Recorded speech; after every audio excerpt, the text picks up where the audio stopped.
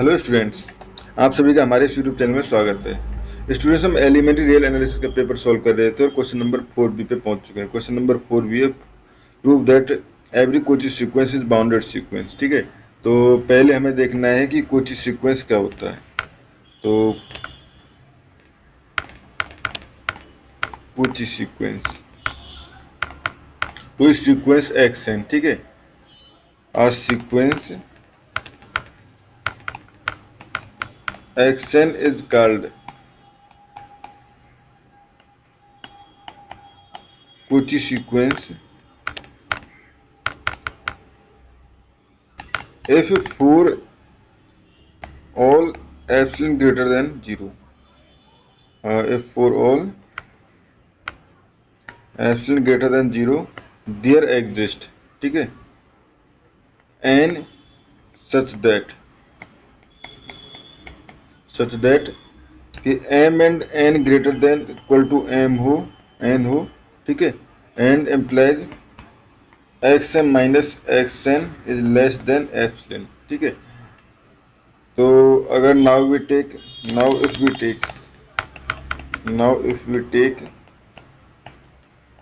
Epsilon equal to 1, ठीक है, तो उस कंडीशन में हमारे पास देन देयर एग्जिस्ट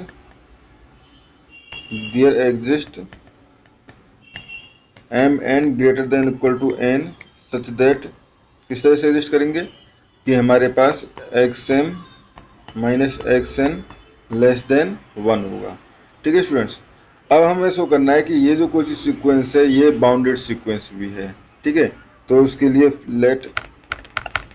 फिक्स कर लेते हैं हम एक एन को, ठीक है, एन इक्वल टू एन, ये हमने फिक्स कर लिया। And for every m greater than equal to n, ठीक है, तो यहाँ से हम कह सकते हैं x m minus x n less than 1, ठीक है, विच इम्प्लाइज, ये क्या इम्प्लाइज करता है हमारे पास, x m is less than x n mod of x n plus 1, ठीक है। अब इसको समझते हैं ये ट्रायंगुलर इनइक्वालिटी किस तरह से यूज की हमने, ठीक है। तो बेसिकली हमें पता है एक्स एम को क्या लिख सकता हूँ मैं, x m minus x n plus x n, ठीक है, which is less than equal to x m plus x n, ठीक है, which is less than equal to, यहाँ पे सॉरी ये थोड़ा सा गड़बड़ हो गया,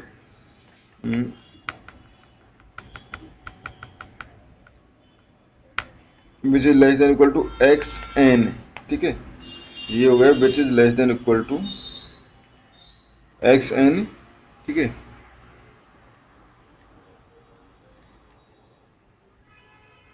ठीक है स्टूडेंट्स, ये हो गया हमारे पास x m minus x n, मुझे x m minus x n चाहिए ना, तो मुझे पहले इसको मैं लिख सकता हूँ x m minus x n, ठीक है, plus mod of x n, ठीक है,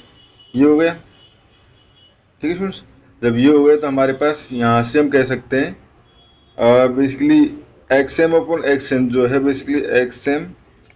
प्लस एक्स एन जो है वो है हमारे पास लेस देन 1 से, यानी कुछ बड़ा नंबर इसकी जगह पुट करें तो ये हो जाएगा हमारे पास x m is less than equal to mod of x m less than equal to 1 plus mod of x n. तो ये ट्रायंगुलर इनइक्वालिटी यहाँ पे हमने यूज की है। ठीक है स्टूडेंट्स, ये हो गया हमारे पास, ठीक है। सो यहाँ से हम कहते हैं so every term from index n and onward, यानी इससे आगे, ठीक है, लाइज इन द इंटरवल, किस इंटरवल में, देखो यहाँ से अगर हम देखें इंटरवल देखें तो ये हो जाएगा minus mod of x n, ठीक है, minus mod of x n minus 1, यानी माइनस साइन के साथ ये वाला, एंड प्लस साइन के साथ 1 plus mod of x n,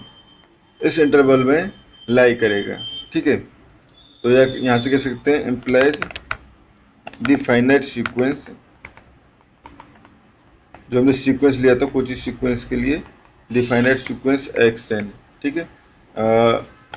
is bounded, क्योंकि हमारे पास यहाँ पे हर टर्म के लिए हमने कह दिया कि इस टर्म पे ही लाइज, इन टर्म में लाइज करेंगे तो ये सीक्वेंस जो होगा बाउंडेड सीक्वेंस होगा, ठीक है। Now let m equal to maximum of mod of x1 mod of x2 dot dot mod of xn minus 1, ठीक है। सभी में से हमने m1 को ले लिया, एंड इफ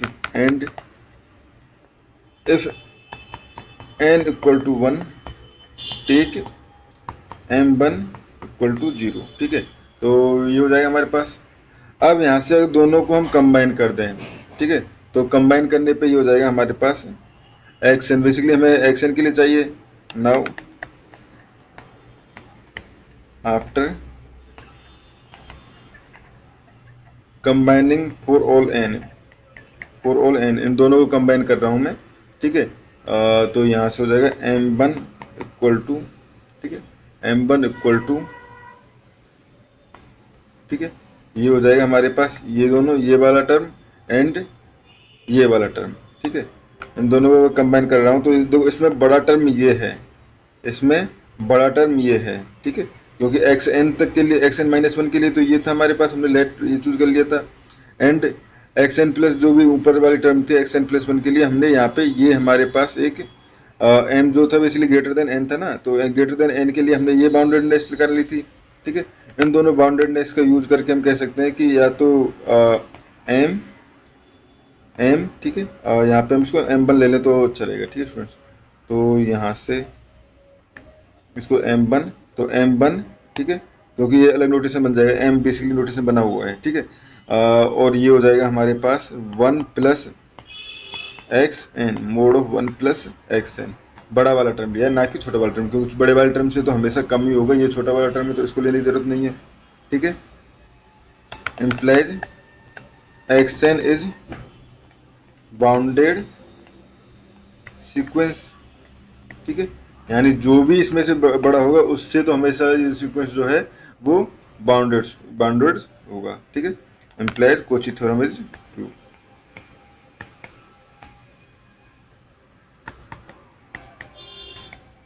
ठीक है स्टूडेंट्स। आई होप ये क्वेश्चन जो है सभी स्टूडेंट्स को समझ में आया गया हो। अगर नहीं आया हो तो आपको अगर पीडीएफ चाहिए इसका तो आप उसके लिए मुझे, पीडीएफ तो नहीं बेसिकली आज सॉल्यूशन में प्रोवाइड करा सकता हूँ क्वेश्चन का सॉल्व करके दोबारा से, क्योंकि या तो शायद ये सॉल्व किया है ये डेटा में रहे भी नहीं, ठीक है स्टूडेंट्स, थैंक यू।